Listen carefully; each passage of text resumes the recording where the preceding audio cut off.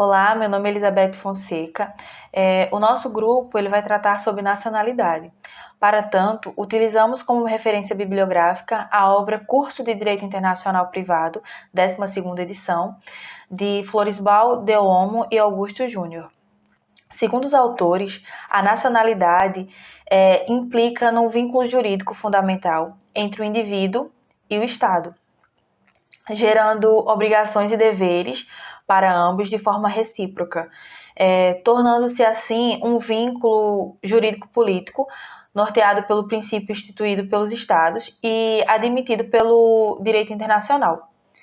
Embora a nacionalidade seja um objeto de estudo do direito internacional privado, sendo institucionalizado pela ordem jurídica de cada Estado, é fonte de estudo de outras áreas das ciências jurídicas, como, por exemplo, o direito constitucional, o direito civil e o direito internacional público, para garantir uma característica interdisciplinar.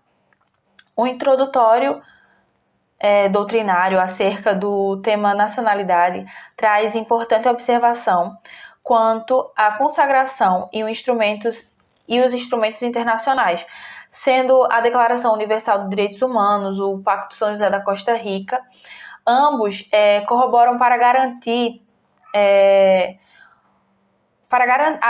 garantia, na verdade, do direito de qualquer pessoa a ter uma nacionalidade e de mudar a nacionalidade se assim o desejar.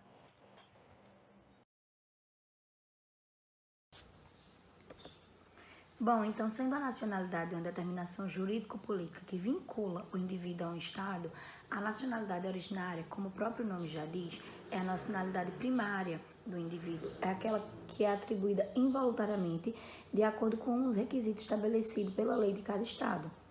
Portanto, ela pode se dividir pelo critério do jus soli, que é a nacionalidade pelo local de nascimento, e a do jus sanguinis, que se dá pela nacionalidade dos pais da pessoa. Sendo assim, no sistema jus soli, o direito de nacionalidade surge com o local do nascimento de determinada criança, independentemente da nacionalidade ou até da residência dos pais. Esse é o sistema que é adotado no Brasil, tá? Então, se a criança nasceu no Brasil, não importa se os pais são de outro país ou até se moram em outro país, ela vai ser considerada uma criança brasileira, ela vai ter a nacionalidade brasileira originalmente.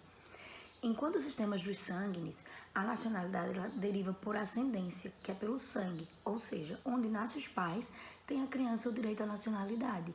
Um exemplo desse sistema é em Portugal, que a criança, mesmo que tenha nascido em outro país, sendo filho de pai ou mãe, ou ambos os pais portugueses, ele vai ter direito àquela nacionalidade originária portuguesa.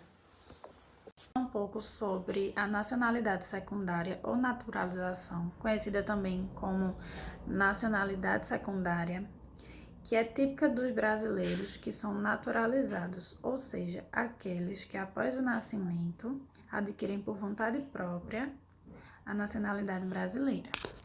Para que seja concedido, é necessário observar algumas condições, como por exemplo, a sua posse de bens, se é suficiente para fazer a sua manutenção própria e a da sua família, a sua profissão, ler e escrever a língua portuguesa, ser registrado como permanente no Brasil, entre outras. A nacionalidade, assim como pode ser adquirida, ela também pode ser perdida.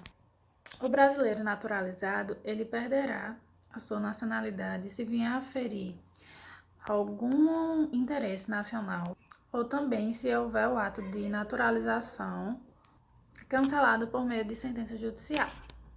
Já o brasileiro nato, ele só perde sua nacionalidade caso queira adquirir outra nacionalidade voluntariamente. Contudo, é um processo bem complexo.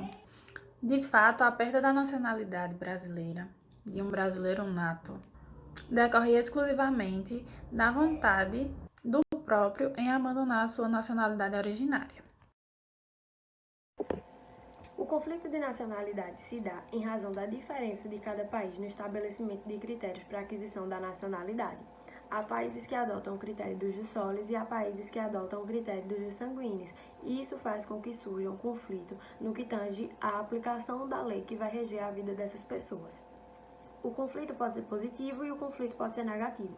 O conflito positivo ou plurinacionalidade se dá quando uma pessoa é nacional de mais de um Estado soberano.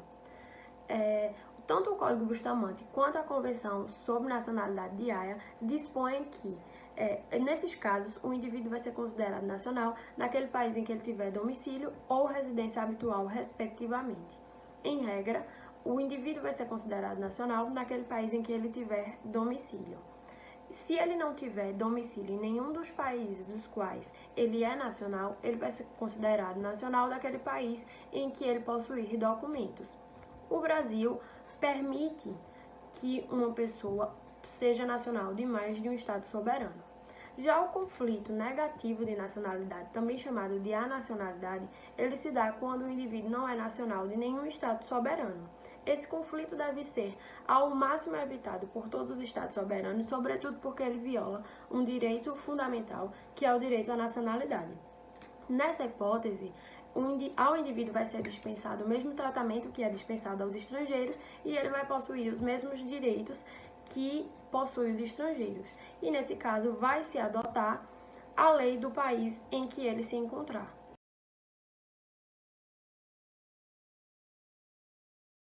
Falar um pouco de nacionalidade no ordenamento jurídico brasileiro.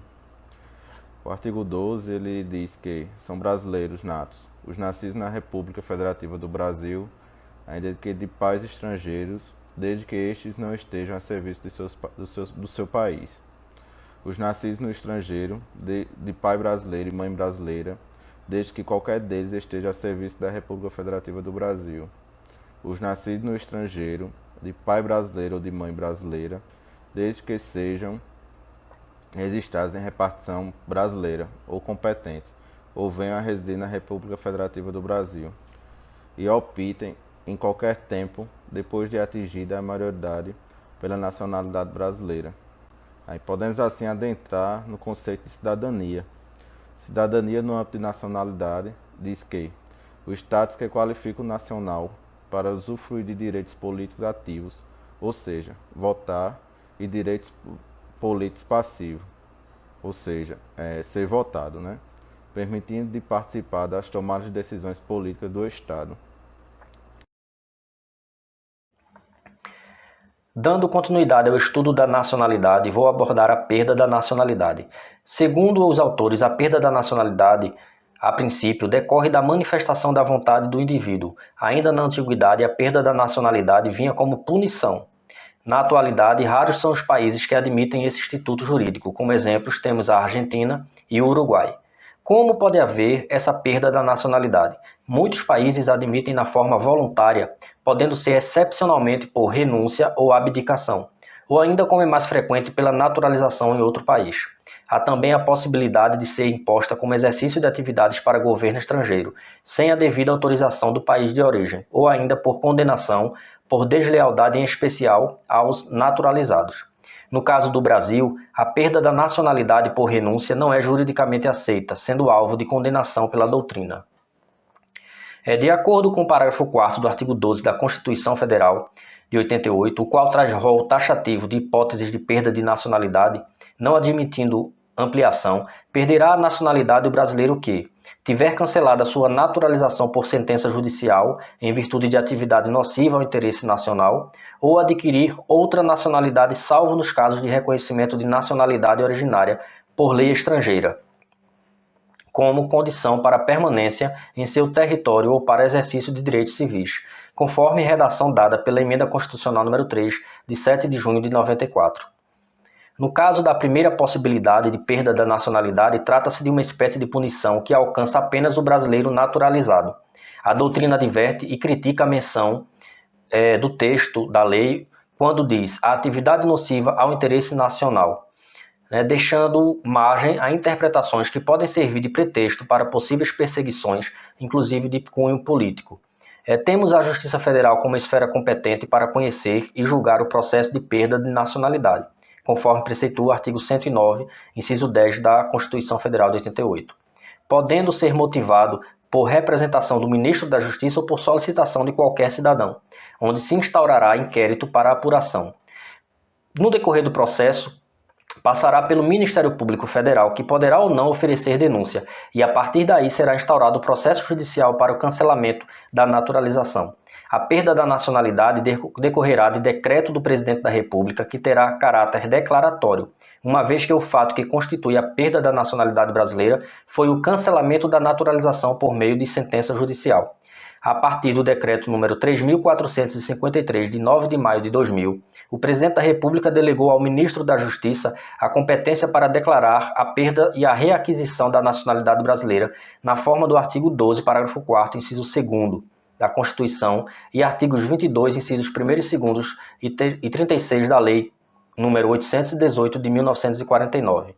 Assim, atualmente, quem efetivamente declara a perda e a reaquisição da nacionalidade é o Ministro da Justiça por meio de portaria publicada no Diário Oficial da União. Na segunda hipótese, que pode atingir tanto o brasileiro nato quanto naturalizado, a perda da nacionalidade só ocorrerá nos casos em que a vontade do cidadão for efetivamente mudar de nacionalidade, cabendo ao Presidente da República ou ao Ministro da Justiça meramente declarar a perda da nacionalidade. Assim, esse ato não será de natureza constitutiva, pois não é dele que deriva a perda, mas sim da própria naturalização, que antecede o decreto presidencial ou a portaria, e por força da qual se rompe o vínculo da nacionalidade brasileira. E assim concluímos o nosso trabalho. Muito obrigado.